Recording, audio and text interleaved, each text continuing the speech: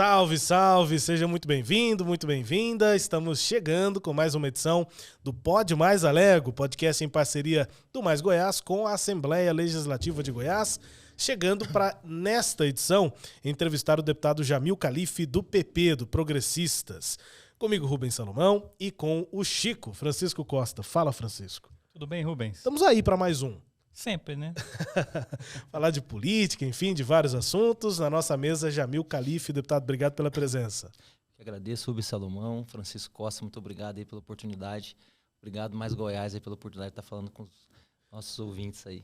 Deputado, o senhor estreou na candidatura para deputado estadual e já com uma vitória, né? Muito relevante, inclusive. Claro que tem uma base política por trás disso, mas como é que foi a eleição de 2022? A primeira eleição que o senhor disputou, né? Sim, minha primeira eleição, ela foi muito inusitada para mim, porque de fato eu não estava esperando esse momento, né? Não estava me preparando para esse momento.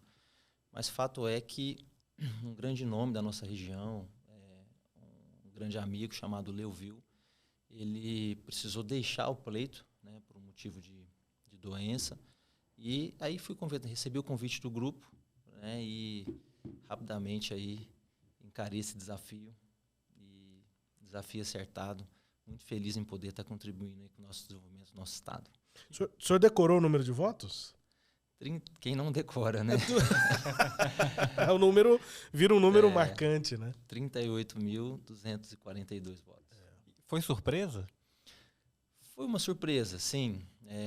Logo que a gente iniciou o processo, quem não fica com aquele receio, né? Você não se programou, você entrou com uma eleição repentinamente, inesperadamente. E para uma eleição majoritária, é mais, vamos dizer assim, uma surpresa é mais agradável, né? Uma eleição, né, de prefeito, uma eleição de governo. Mas para uma eleição proporcional, é uma situação um pouco mais difícil, porque você tem que formar a sua base, você tem que formar as suas cidades, né? Você tem que estar alinhado com as suas cidades. Mas nós pegamos, né, colocamos o pé na estrada e fomos aí fechar as nossas estruturas, né, as nossas parcerias, para que a gente pudesse consagrar aí essa eleição. O senhor falou de base, né? O prefeito Adib foi importante, já havia uma base consolidada para o senhor trabalhar? Como é que foi isso? Sim. Doutor Adib Elias está no 4º mandato, né, de prefeito de Catalão. É uma grande liderança não só na nossa região, como uma grande liderança estadual. Ele já foi candidato ao Senado, né? Não sei se vocês recordam. Sim, sim. Doutor Adib Eu me lembro até do jingle da campanha do Adib ao Senado. Sim. Adib tá chegando, tá chegando. No jornalismo político isso chegou a ser uma anedota, digamos assim, uma história interessante, né? Porque o jingle, ele trazia essa ideia de expectativa. E aí acabou que o Adib não foi eleito e o Jingle ficou na história como sendo o candidato que estava chegando. Mas foi uma candidatura interessante o do Adib naquela época. Salomão, assim eu posso te chamar, né? Claro. Então, sabe quantos votos o Adib teve para o Senado? Não me lembro do número. 670 mil votos. Pois é, foi uma boa campanha aquela. Foi. O Adib, para a gente ter um ato comparativo agora com essa eleição nossa, recente, né? O candidato se elegeu com 800 mil votos, né? E tivemos os outros segundo e terceiro colocados aí com... Né? Com 500 mil votos, 400 mil votos. Então, o Adib teve 670 mil votos, né? A título de comparação, ele teve muito voto naquela proporcionalmente, época. Proporcionalmente, Sem dúvida. né? Nós tínhamos menos eleitores. Então, é um grande líder estadual, né? O Adib é um grande progressista, é um cidadão que vê obra, infraestrutura como um instrumento de progresso, né? E é o grande líder da região sul e sudeste, né, do nosso estado. E eu não só tenho como um grande líder político, mas também como um grande amigo, né, e um grande exemplo de vida. E eu o admiro muito e muito feliz em poder fazer parte desse processo, sob a liderança dele, ao lado dele. E é uma felicidade imensa para mim. E como é que está essa parceria hoje? O senhor na Assembleia, ele na Prefeitura? Como é que estão as conversações? Continuam? Com certeza. Não só com ele, né? A gente está numa parceria muito intensa com a cidade de Catalão, as nossas cidades, né, que oficialmente a gente representa, que é a cidade de Pires do Rio, a cidade de Bela Vista, a cidade de Ipameri, a nossa região hoje são 11 cidades ali. Nós temos Ipameri, nós temos Davinópolis, Campo Alegre, Anhanguera, Cumari, Goiandira, Nova Aurora, Três Ranchos, Ouvidor, né, Campo Alegre, temos os distritos de Catalão, que são cidades, digamos, importantes, né? São distritos grandes, que é Santo Antônio do Rio Verde, Pires Belo, né? A cidade de Urutaí. Então, Goiatuba. Temos toda essa região como representação oficial, né? Mas, de fato, quando nós chegamos aqui, a gente tem sim que pensar o nosso estado de Goiás como um todo, a gente tem que pensar progresso, a gente tem que pensar desenvolvimento. Então, a relação com o Catalão, com a pergunta que você me fez, Francisco, é uma relação umbilical, né? É a cidade onde eu nasci, é a cidade onde a minha família vive, é a cidade onde eu também passo grande parte do tempo, apesar de já residir em Goiânia há 18 anos, né, que eu resido aqui, mas semanalmente estou em Catalão. E praticamente em todas as cidades eu também estou frequentemente, porque são cidades que é rota para Catalão, né?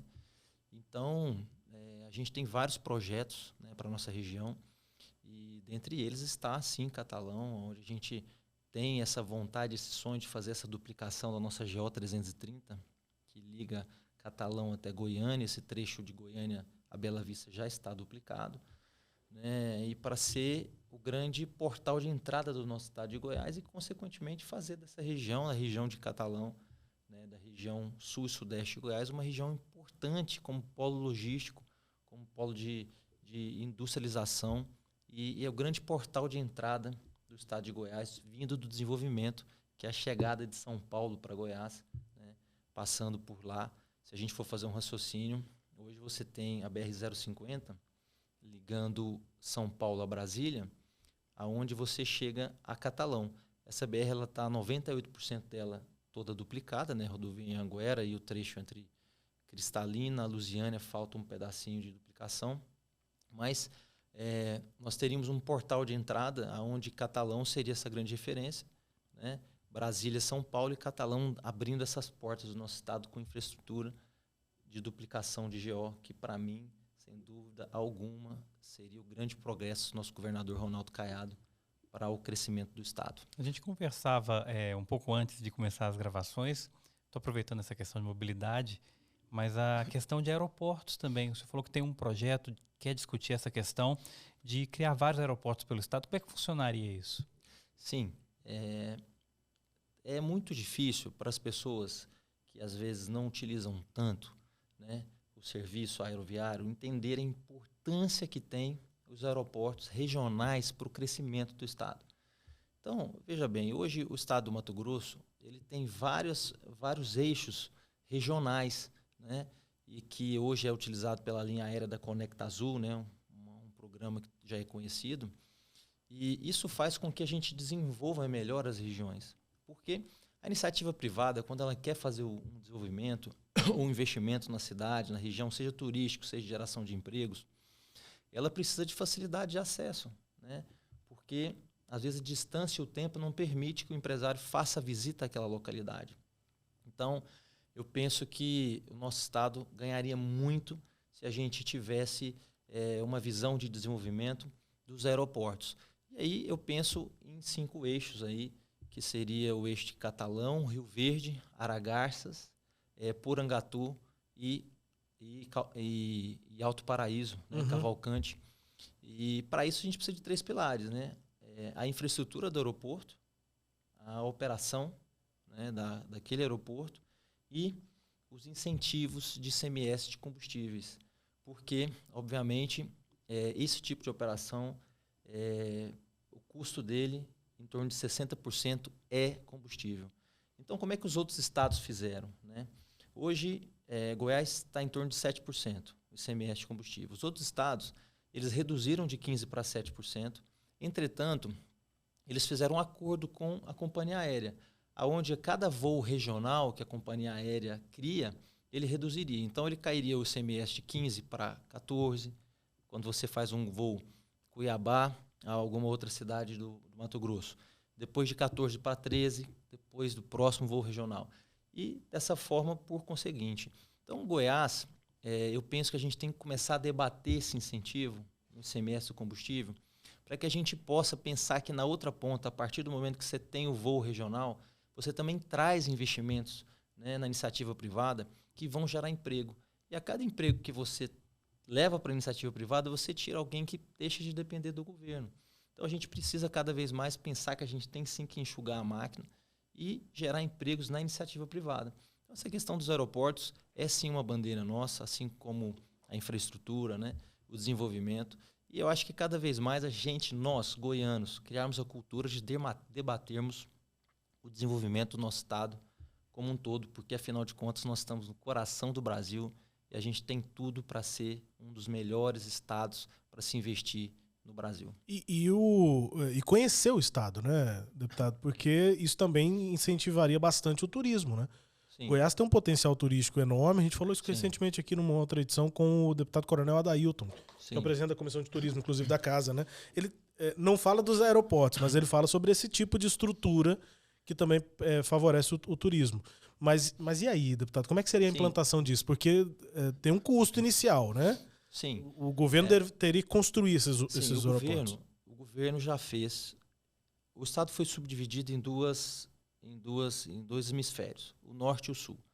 14 aeroportos para cima, 14 aeroportos para baixo, né?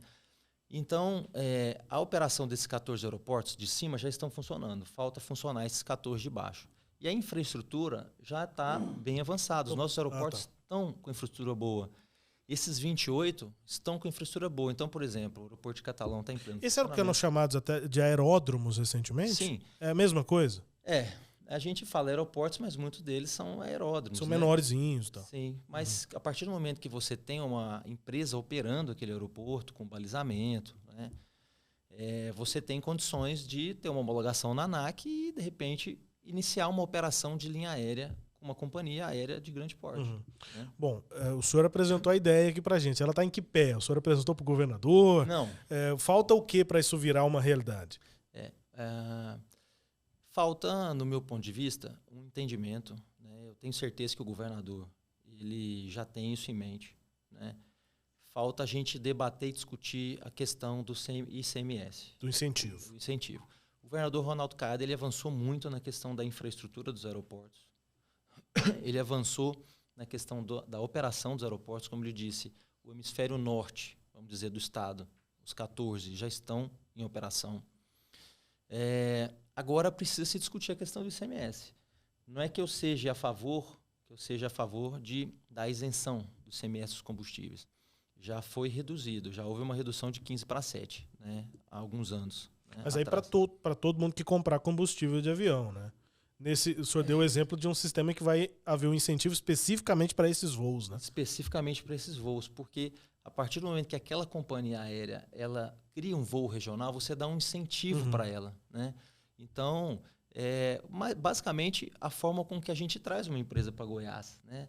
Os incentivos fiscais. E o Estado vai deixar de arrecadar com o ICMS do combustível do avião, mas com as movimentações, enfim, claro. Vem né? o progresso. Claro que isso tudo precisa ser feito numa medida, né? Numa receita muito bem construída, né? Para que nenhum lado seja prejudicado. Agora, os incentivos fiscais, basicamente, o que eles fazem? Eles trazem as empresas para Goiás a partir do momento que você fomenta, né, dando os incentivos. Agora, a reforma tributária vai mudar muito, né, a reforma tributária nacional, porque a partir do momento que você tira o ICMS de quem fornece e passa a ser de quem compra, de quem adquire o produto, tudo isso muda para o Brasil. Né? Então, se a gente for trazer esse debate aqui para a mesa, a gente faz um raciocínio de que os estados, vamos dizer, do Centro-Oeste, Norte e Nordeste, eles deixam muito de receber as empresas em detrimento do Sul e Sudeste, porque, de certa forma, a logística, o consumo, ele está muito concentrado nessas regiões.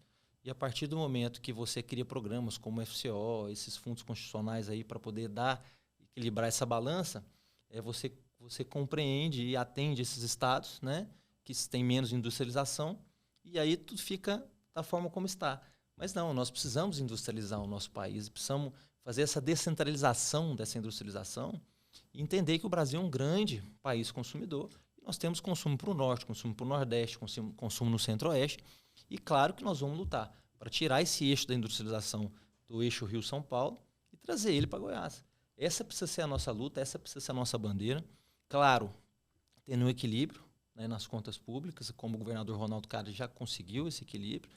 E com as obras de infraestrutura, vai ser natural que esse diálogo, esse debate aconteça e as indústrias venham cada vez mais se instalar aqui. E se a gente tiver logística, as coisas vão acontecer e, de fato, cada emprego gerado na iniciativa privada, você tira alguém da dependência do poder público.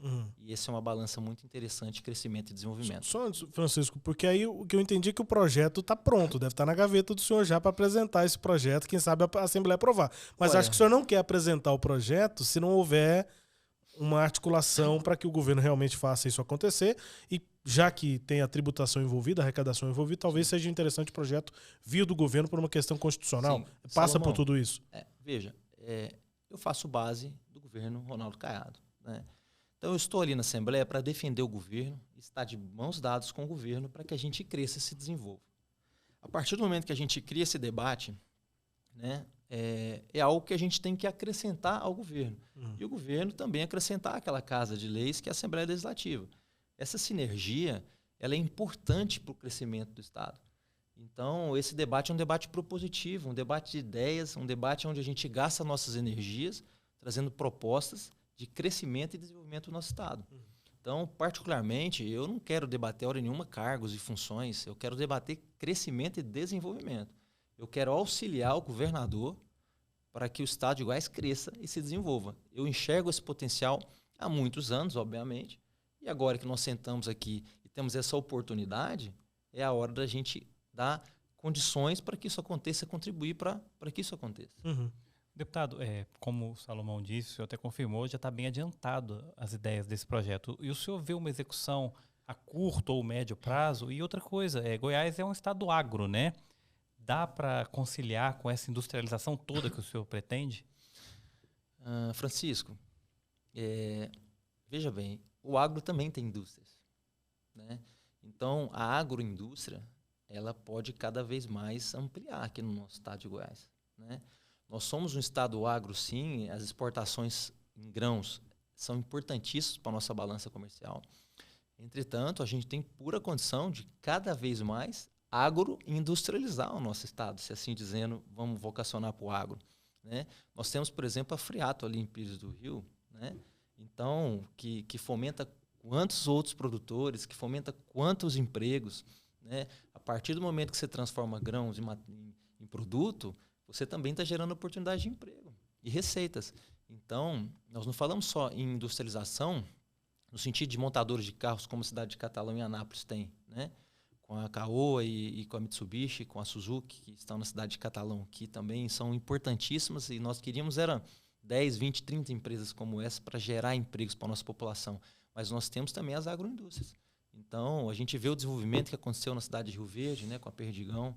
Então, eu penso que a industrialização é sim o caminho, porque se a gente for analisar, a gente precisa de programas sociais, sim, claro que precisamos, mas tem que ter uma porta de saída. As pessoas não podem depender eternamente do governo. As pessoas têm que depender naquele momento onde elas precisam, necessitam, mas a dignidade ela vem com a geração de oportunidade, com a geração de empregos, né? Quando uma pessoa resolve vender alguma coisa na rua, uma comida, por exemplo, ela resolve empreender, é um caminho difícil, é difícil, mas de repente ela pode se transformar num grande empresário. E para que isso aconteça, o Estado tem que fornecer infraestrutura, ele tem que trazer segurança, ele tem que fazer uma estrutura básica que o governador, inclusive, fez nesses últimos 4 anos, né, que nós podemos falar um pouquinho sobre isso, mas que a partir do empreendedorismo é que o Estado vai crescer, as pessoas vão ser dignas. Então, a dignidade ela vem com oportunidade de emprego e de crescimento pessoal para aquela família que quer crescer e quer se desenvolver. Então, eu enxergo dessa forma. O governador, inclusive, quando ele usa esse slogan de governo, né, o novo slogan é acabar com o ciclo da pobreza em Goiás. Ele usa esse slogan quando ele fala de educação, né? Sim. Quando ele vai falar, não é quando ele está falando de assistência social ou dos programas sociais, isso também. Mas o slogan ele está sempre casado quando o governador fala de educação. É assim, na visão dele, Sim. que vai se acabar com esse ciclo. Ele fez o governador Ronaldo Caiado, ele adotou um planejamento muito interessante, porque ele entendeu que naquele momento, né, há 4 anos, seria a hora de sanar as contas públicas, né?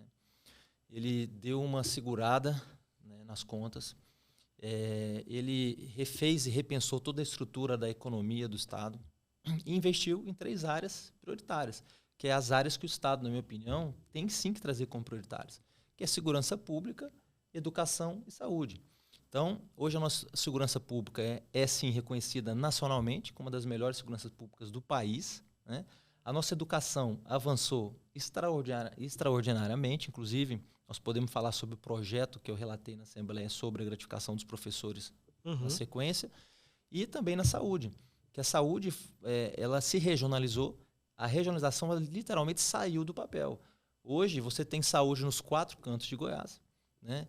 E algo que não acontecia. Então as pessoas tinham de todo o estado que vir para Goiânia, e hoje não mais. Elas conseguem ter acesso à alta complexidade em saúde nos 4 cantos do estado. Então o governador avançou muito nesses 3 itens, nessas 3 áreas principais, e eu penso que a grande bandeira dele será a infraestrutura e o desenvolvimento do estado agora nesse próximo passo, nesses 4 anos. Deputado, eu quero voltar um pouquinho, que o senhor tratou também da questão de isenção de ICMS, incentivos fiscais, e eu acho que o senhor se recorda, em 2019 teve a CPI dos incentivos fiscais, né? Tem que ter um cuidado, né, para balancear essa questão dos incentivos, sem dar uma margem muito grande para o Estado não sair prejudicado, né?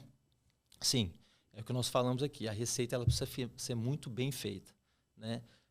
No passado aconteceram os programas, né, Fomentar, Produzir, e hoje nós temos o programa Pro Goiás. Esse programa Pro Goiás, você simplesmente tem que entrar na internet, você faz um cadastro e você pode ter o programa aceito de incentivo, o Pro Goiás. É simples, básico, né? Só que as empresas precisam migrar, elas precisam deixar os programas antigos e vir para o Pro Goiás.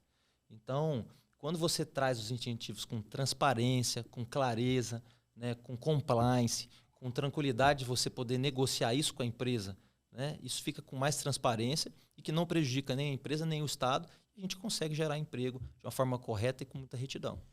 Deputado, a família do senhor tem muito médico, né? E inclusive que vão para a política. O senhor sempre quis ser político? Como é que foi essa história? Salomão, veja bem. Não é que eu mas sempre eu vou citar aqui que o senhor é formado em medicina, psiquiatria, Sim. inclusive, mas o senhor se prepara para ser político antes de ser candidato essa primeira vez em 22, né? O senhor tem formação também em administração pública, enfim. Tenho. Eu não sabia que você tinha essa informação, mas veja bem. Fiz uma pequena pesquisa. Eu fiz uma pequena pesquisa. Nos anos 2000, eu tinha um grande sonho, né, de transformar a vida das pessoas. Eu era muito inconformado com a pobreza, né, com o fato da pessoa não ter condição financeira. E sempre cresci com o sentimento de que da vida a gente não leva nada, a não ser o que a gente faz aqui, né? Então eu tinha o sonho de que eu ia entregar minha vida para poder melhorar a vida das pessoas. E nos anos 2008, 2007, eu fui estudar Poder Legislativo na PUC de Minas Gerais. Fui estudar Administração Pública no CIPAD aqui em Brasília. E tinha uma vontade muito grande de transformar a vida das pessoas, mas de uma forma certa e correta, né, sabendo o que eu estava fazendo. E quando vieram meados dos anos 2012 para 2013, eu desisti, declinei desse sonho e entendi que na vida empresarial, se eu crescesse os meus negócios, se eu desenvolvesse e tivesse retorno financeiro, eu conseguiria eu mesmo ajudar as pessoas. Mas o sonho era a política já? O senhor não materializou isso na política ainda? Não, aí eu tinha desistido. De 2008 a 2012 eu vivi muito esse sonho. Mas já era política? O senhor já enxergava na política? Enxergava totalmente na política. Eu queria ser candidato. E o senhor já era médico? Já era médico. Já tinha feito a minha pós-graduação em psiquiatria e estava pós-graduando em Poder Legislativo e em Administração Pública. Eu entendia que o político ele precisava estar preparado. Não entrava na minha cabeça o médico fazer, com todo respeito aos colegas médicos, fazer 10 mil partos e simplesmente ir lá e eleger e não ter o conhecimento da administração pública, da gestão pública. Isso naquela época era o meu pensamento. Então eu achava que para eu entrar eu tinha que me preparar. Então, quando eu declinei da política, da vida pública, de ser candidato, eu nunca tinha sido candidato, a não ser agora em 22, eu fui para o meio empresarial. E eu consegui ajudar muita gente com o meio empresarial, né? Eu ajudei muita gente. Eu tenho muitas histórias para contar aqui, por exemplo, da cidade de Ipameri, que a gente pode entrar nesse assunto. E eu me realizava muito. Mas pode contar o caso, que eu fico curioso. Não. Quando eu aceitei o convite de ser candidato a deputado, os vereadores, nossos amigos de Ipameri, eles ficaram muito bravos comigo, porque eu não ia na cidade, como é que seria meu nome, né, como representante. E aí eu fiz uma pergunta para eles.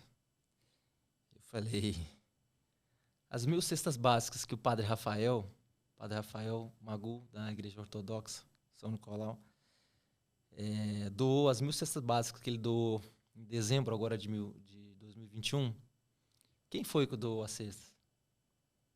Liga para ele e pergunta. Né? Então, eu quem havia doado as cestas, mas é que eu nunca fui entregar a cesta. Nunca fez sentido para mim entregar e doar e, ao mesmo tempo, ter que ir lá tirar foto, mostrar. O senhor queria ajudar. Queria ajudar. Então, isso foi um dia muito marcante, foi um choque muito grande para eles, porque o Padre Rafael ele dá uma atenção muito grande à comunidade de Ipameri. E realmente ele havia, há 3 meses antes, né, feito esse grande evento e doado essas 1.000 cestas básicas lá na cidade de Ipameri. E eles tomaram um susto muito grande, porque eu não estava presente, eu não fui lá, e eles nem sabiam que eu havia doado. Né?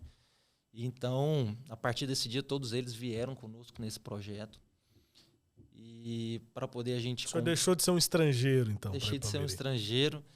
E há muito tempo que eles me convidavam, né, para participar de eventos lá na cidade, e eu de fato não ia. E eu estava vendo um momento muito averso à social, assim, né? A gente veio num momento muito duro da pandemia. Sim. E de fato eu estava preferindo ficar entre 4 paredes e conduzindo o que eu achava que deveria ser feito para o benefício das empresas, para o benefício da população, sempre pensando em atender a população. Essa que é a grande verdade, né? E só que no meio empresarial. Então eu resgatei esse sonho político, né? E hoje nós estamos aí com a oportunidade de escrever uma página, né, na história. E eu quero muito escrever essa página com desenvolvimento, com progresso, né, com as minhas convicções. Nunca deixando de lado as minhas convicções e a minha essência. Deputado, e o senhor disse, acho que no começo da conversa, que a sua candidatura foi meio que de improviso. Você substituiu um candidato que não pôde. Para quando o senhor ia adiar essa entrada na política? Se não fosse agora... Francisco, eu dizia para todos que eu nunca mais seria candidato. Eu nunca fui, mas nunca pleitearia uma candidatura, né? Mas nos últimos anos, aqui, pós-pandemia, eu pensava que, assim, que quando eu tivesse os meus 50 anos, né, que hoje eu estou com 41, eu iria estudar a possibilidade de me dedicar um tempo à política, porque no meio empresarial a gente ajuda muito, a gente auxilia muito, mas a política ela é capaz sim de transformar vidas, né? Então eu começava a estudar essa possibilidade, mas para bem mais para frente, para não para agora. O senhor cita muito o meio empresarial, né? O senhor diria que o seu perfil é mais de executivo ou de legislativo? Francisco, eu gosto de ver as coisas acontecendo para ontem, sabe? A minha base, meu grupo, eles me cobram muito os eventos, mas eu gosto de ver o resultado, sabe? Eu não gosto de ficar nesse blá blá blá da politicagem, cara. Eu gosto de ver o resultado, eu gosto de ver as coisas acontecendo. Então, obviamente, né? Eu gosto de ver a execução. Entretanto, a gente faz parte de um contexto. Né? Então, onde a gente puder somar nessa grande equipe, né, a gente está sempre à disposição. Dito isto, 2024. 2024 é um ano maravilhoso que estará logo aí. Né? Se Deus quiser, todos nós... Não vai ter mais pandemia, né? Provavelmente. Se Deus permitir. Mas vai ter uma campanha, uma eleição municipal, inclusive em catalão, deputado. Veja, eu tenho uma paixão muito grande por catalão. É só um adendo, o atual prefeito está no 2º mandato, ele não pode de novo, né? E é muito próximo do senhor. Mas eu aproveito a oportunidade para deixar registrado que eu não sou candidato a prefeito. Existe uma outra convicção comigo, que um projeto, ele não pode ser projeto pessoal. Ele tem que ser projeto a médio e longo prazo. É projeto de governabilidade. É projeto de melhoria de vida das pessoas que acreditam em você. É o peso da população que está aqui nas suas costas, né? Eu fui eleito por mais de 38 mil pessoas para ser deputado estadual. Eu preciso cumprir o meu mandato. Eu preciso dar minha contribuição para isso. Eu não enxergo a política como um mandato sendo trampolim para outro mandato. Eu não enxergo dessa forma. Isso não faz parte da minha convicção. Então, eu entendo que Catalão é uma cidade maravilhosa, que é maravilhoso governar a cidade de Catalão, disputar essa cadeira, que é uma cadeira muito importante no estado de Goiás. Mas não é propício o momento, né? A gente precisa auxiliar o governo Ronaldo Caiado a crescer e desenvolver esse estado, né? E eu tenho certeza que Catalão tem excelentes nomes que possam estar lá e a cidade ser representada por um deputado estadual, quem sabe por um deputado federal da cidade, e ter um prefeito que dê continuidade a esse legado do doutor Adib na cidade. Uhum. Deputado, como é que está a política em Catalão? A gente já viu disputas muito acirradas até fora da campanha. Fora do momento de eleição, mesmo assim, uma cidade dividida. E a gente está saindo de uma divisão política nacional, né? E a gente viu o quanto isso não é produtivo. O senhor acha que Catalão está num momento de mais maturidade? O cenário político em Catalão está mais maduro ou não? E eu diria que essa disputa continua na Assembleia, né? Porque Catalão costuma sempre eleger 2 nomes, um de cada grupo. A disputa, quando ela está no campo do debate, no campo das ideias, no campo da fiscalização, no campo, né, das articulações, ela é muito bem-vinda, né? Então, eu penso que um debate, ele é bem-vindo. Já pensou se todo mundo estivesse do mesmo lado? Né? Então, é importante haver as divergências de ideias. Entretanto, quando se encerra uma eleição, tem que zerar. A gente não pode continuar brigando. A gente tem que pensar que quem tá necessitando de nós são as pessoas. A gente precisa trazer progresso, desenvolvimento. Então, claro que houveram grandes desgastes na eleição. Houveram, mas são reparáveis. No sentido de quê? De trazer progresso, né? Agora, obviamente, as questões políticas são divergentes, existem grupos, né? E cada um defende aquilo que pensa. A partir do momento que você raciocina o crescimento e o desenvolvimento de uma região com um grupo, com aquele grupo que você vai seguir aquilo que você se propôs. O senhor se irrita às vezes, deputado, ou não? O senhor já saiu de si? Porque o que eu estou falando? Nós estamos partindo de Catalão, mas a minha pergunta é sobre a Assembleia, né, e as articulações na casa, o senhor como deputado novato. O senhor é muito calmo, né? Parece que o senhor é muito tranquilo, trata as coisas de uma forma muito racional. O senhor se irrita às vezes?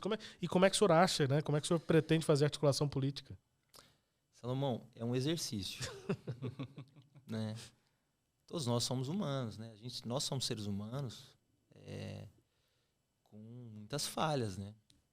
A gente erra muito mais do que acerta, essa que é a grande verdade. Então, a gente se exercita para ter tranquilidade para tomar as decisões corretas, né? Então, eu me esforço muito para isso, né? Eu brinco muito, né? Mas é uma grande verdade, o medo e a coragem, eles estão conosco o tempo todo. Eles andam junto. Não é porque a gente tem coragem que a gente não tem medo, né? A gente tem o medo, mas tem que ter a coragem de fazer, né? Então, quando você vai para um grande desafio, você tem aquela coragem de ir, mas o medo vai junto, né? Então, a gente está o tempo todo tentando conciliar esses sentimentos para, no final do dia, que é o que importa, tomar a decisão certa. Como é que está o clima na Assembleia? A gente teve uma legislatura agora que mais da metade é de novatos, né? Como é que está o clima? Como é que está a relação dos novos com os deputados mais antigos? A oposição é muito pequena, né, atualmente na casa. Sim, o clima da casa está ameno, né? Os deputados estão todos muito interessados em desenvolvimento, tá? O presidente, Bruno Peixoto, ele conseguiu um consenso muito bom de todos os deputados. Hoje, a gestão da Assembleia ela está aberta a todos os deputados, né? A casa tem uma conversa, um diálogo muito bom com todos os gabinetes. Então, eu vejo que nós estamos num ambiente propício para crescimento e desenvolvimento. E assim espero que permaneça. E para o governador Ronaldo Caiado, essa legislatura está boa? Sim, o governador Ronaldo Caiado ele teve, né, a capacidade de demonstrar, nesses 4 anos, o que ele veio, né? Então, ele teve uma eleição tranquila, uma eleição de primeiro turno, né? Mostrou que o trabalho dele foi um trabalho muito bem executado, ele foi aprovado pela população, né? A população quem chancelou o governo Ronaldo Caiado, né? Foi a própria população. Então, eu entendo que ele vai ter tranquilidade para implementar aquilo que ele deseja, aquilo que ele sonha para Goiás, porque a população deu a caneta a ele, né? Então, ele é a maior autoridade do Estado e nós estamos ali para acompanhá-lo nas suas decisões e sempre poder debater crescimento e desenvolvimento para o nosso Estado. Tem um debate, deputado, pelo menos uma sugestão, né, de que essa relação de mãos dadas foi o termo usado pelo presidente Bruno Peixoto, inclusive na posse, né? Ele tem dito que o Legislativo e o Executivo estão de mãos dadas. Mas há uma análise de que isso pode ser um tanto quanto exagerado quando a gente pensa na Constituição, né? De que os poderes até são harmoniosos, mas eles são independentes. E as mãos dadas talvez possam juntar demais as duas coisas, né? E uma base ainda mais com tanto número, né, do governador. O senhor acha que a Assembleia corre esse risco de ficar muito próxima do Executivo e não ter uma vida por si só, uma vida independente? A Assembleia, ela é independente. Obviamente, todos os projetos que são enviados da governadoria para a Assembleia, para a Casa, eles são discutidos, né? Então, nós estamos no início de legislatura, né? Nós estamos aí há um mês, né, de legislatura. E até então, vou dar o meu exemplo, tive a oportunidade de ser o relator da gratificação dos professores. Então, vamos a fundo e aprofundar nessa questão. O governador enviou à casa, né? Obviamente, tem um impacto financeiro para o Estado. Entretanto, quando você enxerga um projeto onde você vai beneficiar 18 mil professores, né, e mais 2 mil coordenadores, né, pedagógicos, você vai relatar pensando no Estado e pensando no governo, né? Então, a gente é capaz de fazer esse raciocínio e essa interpretação. Obviamente, eu vou lhe dizer, nós tínhamos ali 7 mil professores efetivos, 11 mil professores temporários e os 2 mil coordenadores. Sendo que o professor de sala de aula que cumpre 40 horas recebeu uma gratificação de R$ 1.111,54 e os coordenadores pedagógicos uma gratificação de R$ 700. Quando você fala andar de mãos dadas com o governo, é porque tem um consenso que isso é necessário. Mas por que o governo não fez isso antes? Por que teve a questão do piso e tudo mais? Porque o governo ele entendeu que naquele momento ele tinha que sanar as contas públicas. Então, os primeiros 4 anos do governo Ronaldo Caiado foi um governo de ajuste fiscal. Agora o governo entende que agora é a hora de investir, de crescer, inclusive investir na educação. Então, quando chega um projeto como esse, a gente vai sim andar de mãos dadas. Obviamente, se tiver algum ponto que a gente entenda que não é o ponto correto, não é que nós vamos partir para uma disputa, nós vamos dialogar. E nós estamos ali para isso, para dialogar e debater.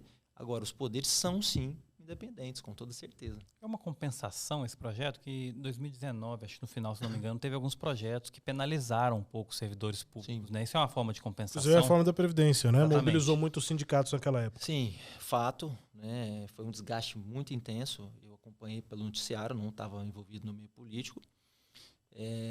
Mas, de fato... Pela história que o senhor contou, acho que o senhor sempre esteve envolvido no meio político. Não. Mesmo que à distância, vendo notícia, não? Nem nas notícias, assim? Eu leio 6, 7 jornais todo dia. Mas, então assim, aí. Acompanhando a política... Não, claro, o senhor não estava envolvido no processo, mas me parece que o senhor sempre foi alguém ligado a isso. Né? Conectado, né? Atento. Mas veja, Francisco, hoje um professor da rede estadual, ele recebe 37% a mais que a rede municipal com essa gratificação.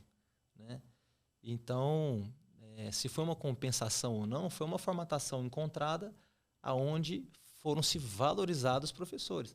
Porque se a gente for ver hoje a infraestrutura das escolas, né, os Chromebooks, os uniformes, né, as escolas estaduais estão impecáveis, exemplo para o país. Né? E a valorização do professor veio para coroar toda essa questão da educação. Então, é uma felicidade imensa a gente poder estar participando desse processo. Eu creio que do Executivo não teve nenhum projeto polêmico esse ano ainda, mas um projeto do próprio Legislativo que já deu um burburinho, a questão da reeleição da Assembleia. Né? Quando ele foi colocado, gerou uma certa resistência de alguns deputados, parece que havia um combinado. de que o Bruno ficaria só um. Não que ele vá ser reeleito, que ele tenha interesse nisso, que ele não falou isso em momento algum. Mas como é que está essa questão da reeleição? Já passou em primeira, né, se eu não me engano? Olha, a questão da reeleição, no meu ponto de vista, tá? Se houve algum acordo entre um deputado e outro, não é comigo. E se porventura eu resolver disputar a presidência da Assembleia, não há problema em disputar com o atual presidente. No meu ponto de vista, a reeleição, ela tem que poder existir, né? Ela sempre pôde existir. Então, se houve algum acordo com algum deputado, né, que eles tenham que cobrar esse acordo entre eles. Mas eu sou muito tranquilo com relação à reeleição ali dentro, porque se ela sempre existiu, por que não agora, né? Então, nos 2 biênios, né, digo dentro de uma legislatura, né, podendo ter uma reeleição. Então, eu sou sim a favor, não vejo dificuldade. E se alguém tiver a vontade e o interesse de se candidatar, né, não há problema. Pode postular a presidência, né? Aí vai disputar possivelmente contra o Bruno Peixoto, se Bruno Peixoto não for candidato a prefeito de Goiânia, né? E aí eu gostaria de falar sobre Goiânia com o senhor. O senhor é natural de Catalão, mas disse que mora aqui em Goiânia há quase 20 anos e que é conectado à política, então eu imagino que o senhor tem uma leitura sobre a política aqui na cidade, né? Como é que o senhor avalia a atual gestão e os grupos dos quais o senhor faz parte? O partido, o PP e a base do governador Ronaldo Caiado. O senhor acha que os grupos, ou principalmente a base do governador, deve apresentar um projeto para Goiânia no ano que vem? Olha, nós estamos falando da capital do nosso estado, né? Há muitos anos que um governo não elege o seu prefeito, né? É muito importante esse alinhamento entre o governo do estado e município. Assim como nas nossas cidades, né? Eu gostaria muito de ver a capital alinhada com o governo do estado. Pode não parecer, mas a interferência é tão grande, né, que eu posso dar exemplo a você, por exemplo, na regulação da saúde, né? Então, existe uma regulação municipal e existe uma regulação estadual. Então, os hospitais municipais é uma coisa, os hospitais estaduais é outra coisa, né? Quando você vê uma convergência nesses poderes, tudo é facilitado. Então, eu penso que o entendimento entre o prefeito Rogério Cruz e o governo Ronaldo Caiado, nesse momento, é muito positivo. Vejo com bons olhos, e entendo que essa parceria ela deve sim acontecer. E numa eventual eleição em 2024, eu torço muito para que a base do governador faça sim o seu prefeito aqui na capital. E o PP tá, né, com o Alexandre Baldi já fez uma parceria, digamos assim, com o prefeito Rogério Cruz. Ele estará com o prefeito no ano que vem. Sim, o Alexandre Baldi, através, né, do seu partido, do meu partido, né, o PP, ele se aproximou sim do prefeito Rogério, né? São 2 figuras muito progressistas, né? Assim, nesse momento o prefeito Rogério está como prefeito de Goiânia, Alexandre Baldi provavelmente deve assumir aí a AGEAB, e eu entendo que se houver uma parceria entre ambos, né, Goiânia tem sim muito a ganhar, né? O governo Ronaldo Caiado, Alexandre Baldi na AGEAB e o prefeito Rogério, quem sabe aí a cidade não ganha aí quantas casas. O Alexandre Baldi ele tem um trânsito muito respeitado, né, no governo federal, né? Ele sabe transitar muito bem no governo federal, ele é um grande articulador e penso que Goiás só tem a ganhar, né, com as parcerias tanto com o governo do estado quanto com a prefeitura. O senhor apoiaria o Rogério Cruz? Porque eu imagino, né, o senhor morando aqui, o senhor percebe que há pelo menos um sentimento de uma certa desconfiança, né, em relação ao Rogério Cruz. Ele não foi o eleito, né, ele foi a vice. Maguito Vilela foi eleito, mas infelizmente morreu. E como é que o senhor avalia assim, a pedir voto para Rogério Cruz? Ele passaria realmente por um teste político sendo candidato no ano que vem? Há muita desconfiança ainda, né? Salomão, eu vejo como muito precoce essa discussão. Né? Tem quase 2 anos de gestão até lá, né? Ele está na metade da gestão. Né? Obviamente, nós somos goianos, somos tradicionais. Né? É muito difícil para nós assim, né, enxergar essa situação de um não goiano. Né? Entretanto, se ele tiver uma boa gestão, né, como gestor, ele que tem que provar, né, que ele é um bom gestor. E ele está caminhando. Né? Durante esse processo, ele já está em 50% do seu mandato. Né? Uhum. Então, penso que depende muito dele. Ele está com a caneta na mão para poder demonstrar aí a capacidade dele de fazer gestão. Né? Como é que o senhor avalia até aqui essa gestão, esses 2 anos e alguns meses? Francisco, Goiânia é uma cidade que ela tem se desenvolvido muito, mas Goiânia tem uma receita interessante, né? Goiânia ela tem um fluxo de caixa bom, né? Então a cidade não tem muita dificuldade, né, de investimentos. Agora, eu penso sim que se eu tivesse ali, eu faria alguns ajustes, né? Não estou criticando a gestão de forma alguma, né? Quem sou eu, né? Nós estamos na O senhor é um Assembleia, gestor, o senhor nós pensa em decisões, né? mas obviamente, com certeza, eu faria alguns ajustes aí, principalmente no que tange a questão de saúde, né? A questão da regulação. Eu penso que quanto mais a regulação municipal ela estiver próxima da estadual, ou de repente aí numa parceria mais a fundo, eu não estou dizendo isso, mas eu já sei que várias situações já avançaram, né? Mas quanto mais houver entendimento para benefício da população, melhor é, né? Eu enxergo dessa forma. Tendo muita conversa também sobre Anápolis. Eu sei que talvez o senhor não tenha tanta proximidade com a cidade, mas... Vamos falar de Anápolis. Mas o partido do senhor tem um protagonista na política por lá, né? Que é o Sim. Alexandre Baldi. O senhor acha que existe alguma chance do que o Baldi conversa, articula, dele ser candidato à prefeitura de Anápolis? A política em Anápolis ela é muito efervescente, né? As coisas surgem, os eleitores em Anápolis também especulam as coisas. Sim. E tal. E tem uma especulação de que o Baldi pode ser candidato a prefeito lá há muito tempo. Será que em 24 vai? O senhor acha que isso é possível ou não? Anápolis é uma grande cidade do nosso estado. Eu digo sempre que não existe um grande estado sem grandes cidades. Então, cada vez mais que Anápolis cresce, Aparecida cresce, Rio Verde, Catalão, né? Essas cidades expoentes, quanto mais elas crescem, mais o nosso estado fica forte, né? Já pensou um estado só de Goiânia, né? É muito ruim. Então, Anápolis ganharia muito se o Alexandre Baldi fosse prefeito de lá, com certeza, né? Daria sequência ao grande trabalho que o Roberto tem feito por lá. Agora, eu penso que não é o foco do Alexandre Baldi, esse é um sentimento meu, né? Talvez ele possa dizer melhor. Porque o Alexandre, ele precisa contribuir com o estado de Goiás no cenário nacional. Ele tem essa capacidade de articular.